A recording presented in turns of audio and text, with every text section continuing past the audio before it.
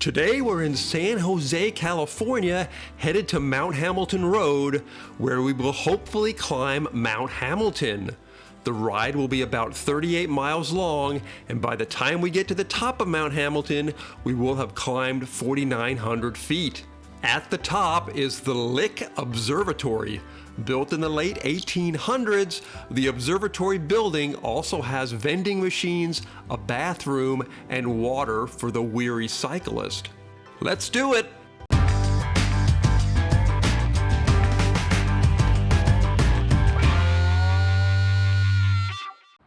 Hello everybody, today we are in San Jose, California, and we are tackling Mount Hamilton. We're at the base of Mount Hamilton Road getting started, and it's going to be a little different today. We've gone up this hill before on our regular modern road bikes, but today we are taking vintage bikes.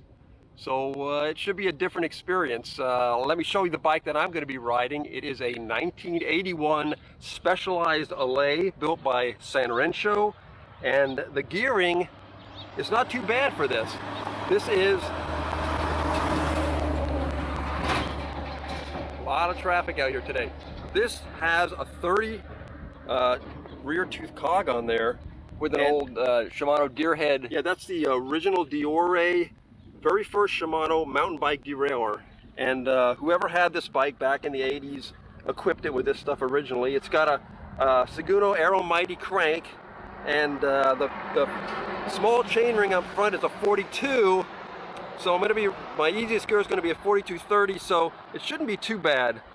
The main differences I think I'm going to have with this bike versus my more modern bikes, there's going to be a weight difference. This bike weighs in at 22 pounds. A lot of traffic out here today versus about 3 pounds lighter with my more modern road bikes. And this is going to be the first time I've ever done one of these Hors Categorie climbs with toe clips and my old the cleats too. Old cleats there, you can see. So this should be interesting too. I've already had some fun trying to start up on a hill with these. Okay, let's take a look at what Joe's got going on. Joe, let's take a look at your bike. Let's come around this way so I can get some sun on your bike.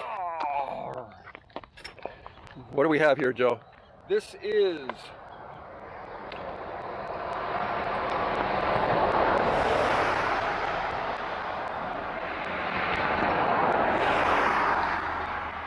today I am riding a 1982 Ross Super Grand Tour 15. This is a rather heavy bike, but it has some good gearing for climbing because it was designed as a touring bike. So it has a triple up front, and I know on a modern triple you're going to have a much smaller front chainring than the 39 that's on here, but it does have the 39 as a small front chainring, and on the back the lowest gear is a 32. So this shouldn't have any problem with this climb today. What kind of components are these, Joe? Shimano 600 Arabesque. And what was the name? What was the, it's a Ross what? Super Grand Tour 15. Super Grand Tour 15, okay. You ready to go? I'm ready. Let's do it. A lot of traffic here, so this should be interesting. All right. Before we start the climb, let's take a closer look at these two bikes. Specialized first started selling bikes in 1981, and late in 81, they contracted with 3Rensho to build the Allez and Sequoia touring bike. 3Rensho built the Specialized Allez until about 1984. In the early 80s, the Ross Bicycle Company was trying to up their image, and with the help of Tom Kellogg, built some very nice bikes like this 1982 Ross Super Grand Tour 15. Both the Ross and Specialized were built with Ishiwata tubing. Okay, back to the ride. You don't remember it being this difficult, huh? No. I think this is so far much harder on this older bike. I've done this on a 39/28, and I didn't think it was that bad either. So maybe this 42 up front is what's killing me. I don't know. It's tough. Hey, how you doing? How are you doing? I'm okay. I have a little bit lower gearing than you do. I do remember this section being tough. Oh, good. Okay. So maybe it'll back off. This is kind of a climb before the climb. Yeah. You have to go way back to get to the final climb, to the observatory. But you can already see there how much elevation we've gained. Well, maybe we'll get a good shot up here. There you go. We had 2 close calls with cars on this climb. This was the lesser of the 2. Note the panel truck behind Rich. In a few seconds, he comes way too close to us while passing. Car coming up.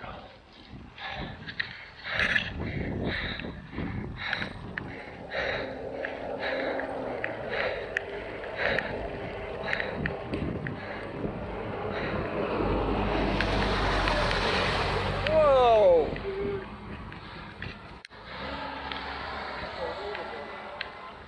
Well, we're about 4 miles into the ride, and you can see how much elevation we've gained already. That's downtown San Jose out there. And now, Rich, you said you think you see Mount Umunum. Oh yeah, directly across. From our other video, if you remember our other video, the radar tower up there on top of that hill. So you say you think this is more difficult than you remembered it? Yeah, I mean, it's been what, like 3 or 4 years since we've done it, and I did it on my cow feed with a compact. No, I didn't have a compact on it then. So like I said, it was a 39-28, but this is turning out to be a little more difficult, a little more weight on the bike. Yeah. We also wanted to mention a nod to vintage styling. Since we were taking the vintage bikes, we went for the vintage helmets as well. Rich has his. Yes, a new old stock Avenir. This cost new $54. I got it in the box. It still had the price tag on it. $5. Yeah, well, now it's $5. Yeah. And I've got my. What does that say about my head? The value of my head on $5. Well, we're not recommending this. It's saying it's the brightest thing to do riding around on 30-year-old helmets. That's true. But you know, you get style points. Yeah. This is a vintage Bell V1 Pro. And another thing I wanted to talk about was the brakes on these vintage bikes. Not all brakes are created equal. The brakes we have on these bikes today are pretty dang good brakes. These are the Superbe Pro, the Suntour Superbe Pro brakes from the early 80s, and they do a really good job. We'll have no problem descending this hill. And Joe's got the Arabesque Shimano 600. Well, how are those brakes? Okay. They're great. Yeah. Great. Okay. The only vintage side pull brakes I really seem to have a problem with are the Campy. Yeah, the 80s. Yeah. Campy don't seem to. They're not all that great. Yeah. All right. So we'll be testing these brakes out further on the way down. Yep. All right. Well, we're going to get going again. Take one last look of the view. At this point, 4 miles in. Eventually, we came upon this construction that had completely closed the road and blocked our way.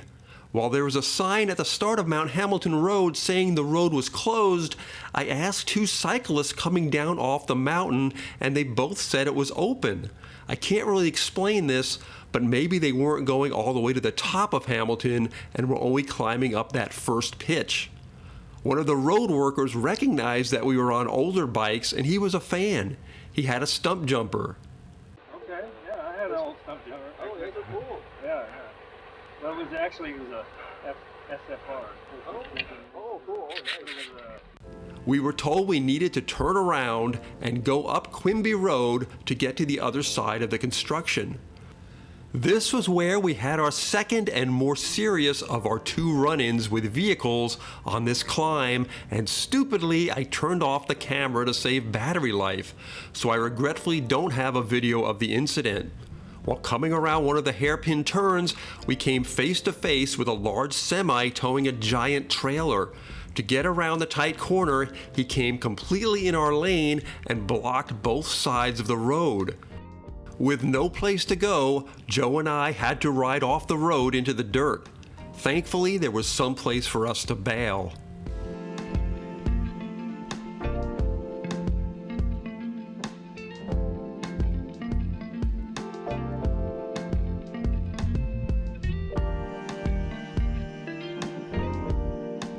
And this is Quimby Road.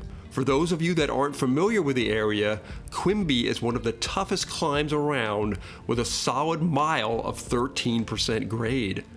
We decided to take the van up Quimby and continue our ride from Grant Park near the construction that turned us around.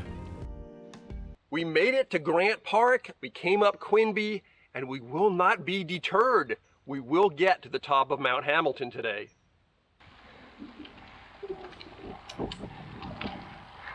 Well, we've stripped off a few layers because it is warming up, but it's still pretty nice out. I cannot believe how we are being thwarted today, but as I said before, we will not be deterred. And here is where we had to turn around on the other side of Mount Hamilton Road. The construction is right here. They have a nice large road closed sign. Once you finish the first climb on this ride, a beautiful little valley opens up and you have some flat land to traverse. This is where Grant Park is. There's water and a bathroom if needed.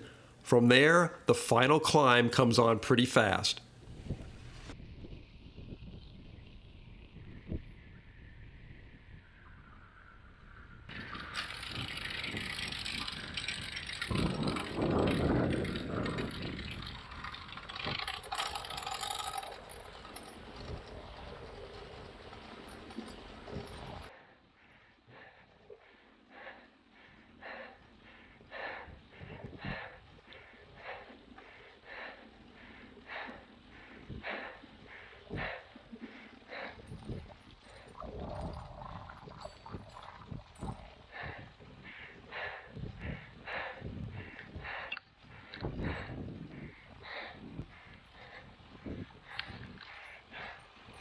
So what are you thinking of the gears? You still feel a little under geared for this?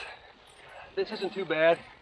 I think this is about 6% and it's fine. So I think they'll be okay. Unlike Mount Diablo, this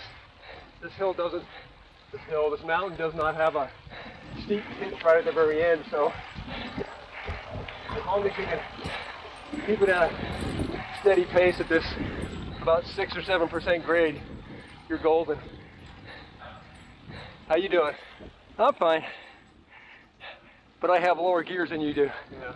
It's just always a little too warm here. We keep picking the wrong day to do this. One of the things I like about coming up this mountain is the history involved. We're at Smith Creek over here, and you can see the fire station, the Smith Creek Fire Station. Now, way back in 1883, was it, Rich? 1885. 1885, there was a hotel here called the Santa Isabel Hotel. Is that correct? Yeah, Hotel Santa Isabel. Hotel Santa Isabel. Yeah. And it was right over here. And it's kind of amazing to come up here and imagine what this would have been like at that time, because this road was here, but it was probably just a dirt path at the time. And it could be. And I think they had excursion trips. Yeah, the stagecoaches would come up to the top of the mountain to see the, I imagine to see, was the observatory? The observatory is there. It's been there a very long time. Yeah, so they came on trips, on stagecoaches to see the observatory, and they would stop here at this hotel. Yeah, spend the night. Yeah. Before going back. And it always reminds me of the story of the attorney back in, it was either the late 1800s or the early 1900s, that killed his entire family and then fled up this mountain. Yeah. And the last place he was seen was this hotel. Yeah. So, you know, every time I come up here, I'm thinking, you know, and there is an old guy that rides up and down here on an old Cannondale, a really old guy, and I'm wondering, could that be the guy? I don't know. It makes you think. He's not that old. Yeah, they never found the body, and they never found the guy again. Yeah, so he likely died up in the hills here somewhere. Yeah, crazy. Ready to press on? Yep, pressing on. So this is an image of Hotel Santa Isabel in all its former glory.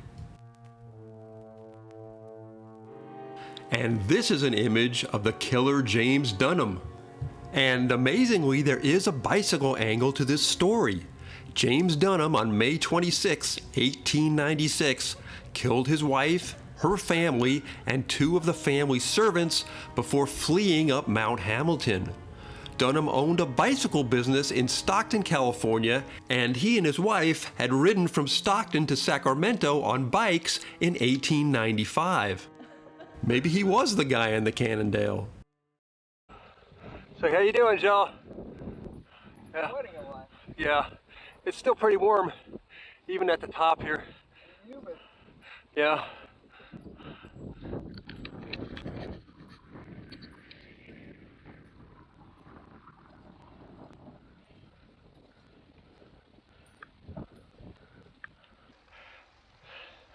Nice view. Yeah. Go ahead.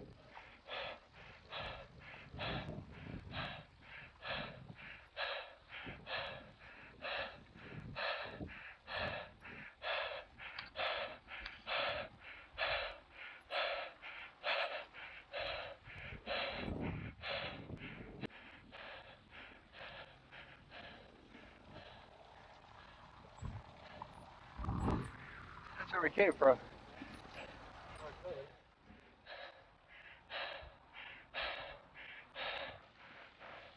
First close glimpse of the observatory up there.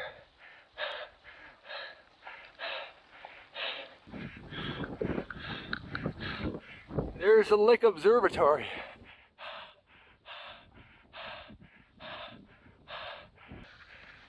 We're approaching the summit. You can see the observatory up there, the outbuildings, second observatory back over there. How you doing, Rich? Whew. Well, this is definitely a challenge. Definitely not a cakewalk. And I think I hate to admit it, but it is more of a challenge on these vintage bikes. Yeah. But they're capable of doing it. Yeah. So if you're up to it, they're up to it. All right, see you at the summit. See you at the summit.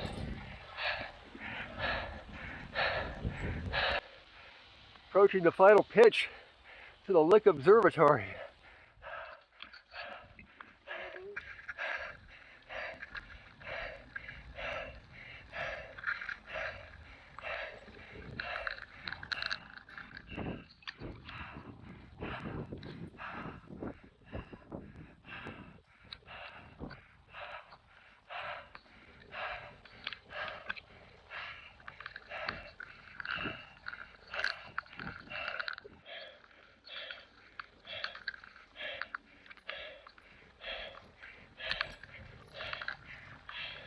Final pitch.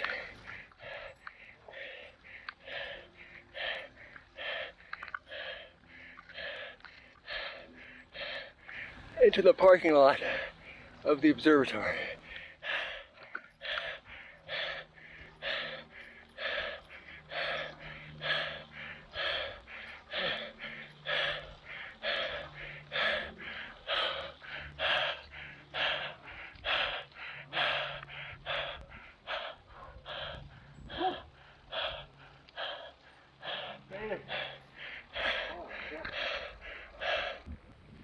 Well, we made it to the top of Mount Hamilton and we're at the Lyk Observatory.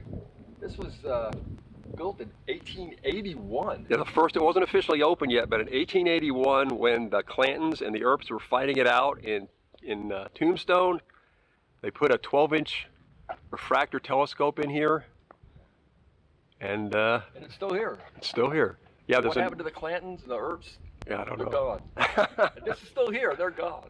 Yeah, these people had better things to do. Let's take a view. So how was it going? How was it coming up the hill, Joe? You know, you could tell the difference between a modern bike and a vintage bike, but like you said on the way up, they're up to the task. Yeah. You know, it was fun. You know, it was a little more work, but I got a better workout. Here you That's go. how I look at it. Yeah. Okay, let's take a look at the view. Okay.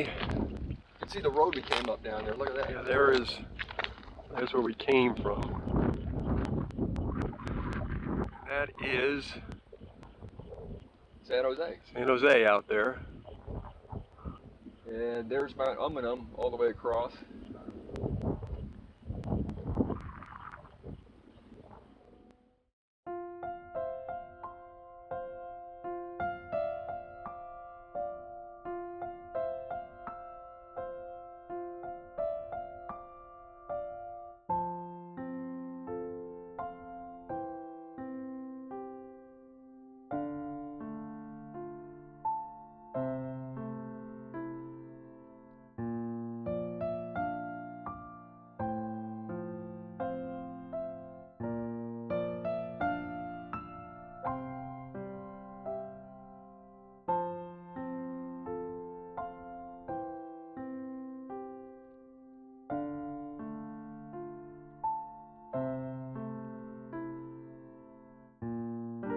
While we were taking in the view, a grounds worker came up and asked us about our bikes.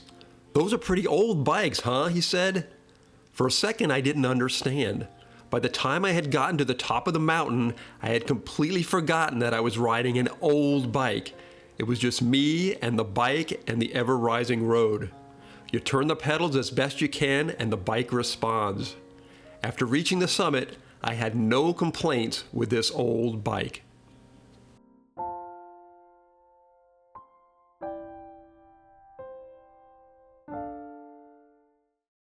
I also wanted to show that the top of the mountain is also very bike friendly. They've got a bike rack here, and they're expecting cyclists. No bicycles in the building, and please remove or cover your cleats. And when you come inside, mountain lions, yikes. They have a nice vending machine here.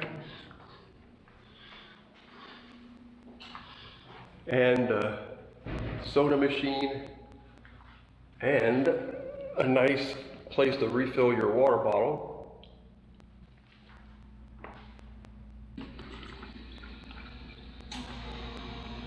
Nice cold water. Here's a pro tip. When I was coming up the mountain, the sweat was dripping from the bill of my hat onto my bike. So I turned my hat around, and now the bill's in the back of my hat, and it's dripping sweat down the back of my neck like a cooling little swamp cooler. That's a pro tip? That's a pro tip. Think about that. Next time you're out for a ride. I want to try and see if we can get in and take a look at the telescope. I don't think we're going to be able to because there's nobody up here. I will have to remove my shoes. Hello, Joe. I'm going to go hunt for the telescope. All right, good luck. I believe it was this way.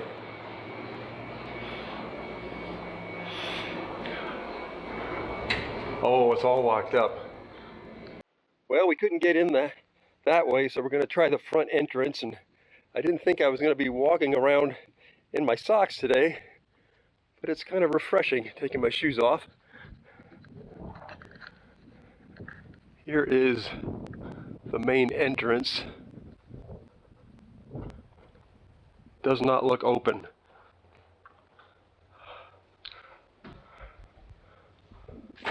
Locked. Foiled again. The telescope is right in there. Oh well. We shall have to visit another day. For those of you that just can't wait, here is a picture of the telescope. Well, it's time to go back down. We will give you a little taste of what the descent looks like, and when we get to the bottom, we will discuss with you how well these early 1980s brakes worked descending an Hors Cat mountain. You ready to go back down? Whew, ready to go. Okay. Down we go.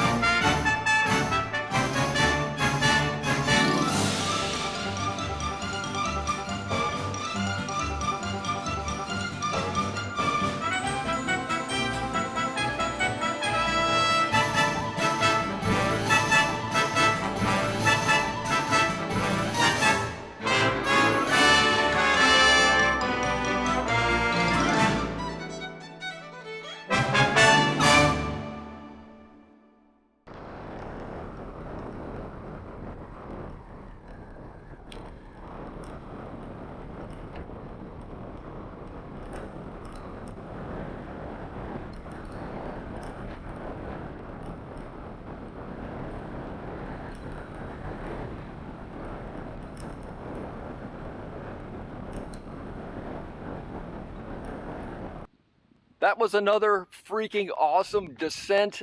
That was fantastic. Now Rich is going to complain about his brakes. Well, the brakes were fine on the descent. Again, they were the Suntour Superbe, and the only problem is that they take a lot more oomph to slow the bike down than a modern brake does. For instance, I ride on the hoods a lot on my modern bike, and couldn't do it. I couldn't ride on the hoods and slow the bike down on this. Had to go on the drops. It's been most of my time in the drops. It was the same. I had the Shimano 600 Airbus. Same thing. I think it's just the age of the brakes. Yeah, it reminds you of one of those build your grip things. You know, it's like, yow, after a while it gets on you. Well, but you built your grip, see? I did. Yeah, and the handling of the bike's fantastic. I had no problem. The Allez handled perfectly on that descent. How about the Ross? It was fantastic. Yeah, no problem at all. I had a fantastic time riding the vintage bike up this monstrous mountain, and I highly recommend it to anyone that wants to give it a try. Yes, we had a lot of obstacles to overcome, but we did it. Yeah. Have a good one, everybody. We will see you next time. Bye-bye. Bye-bye. See you next time.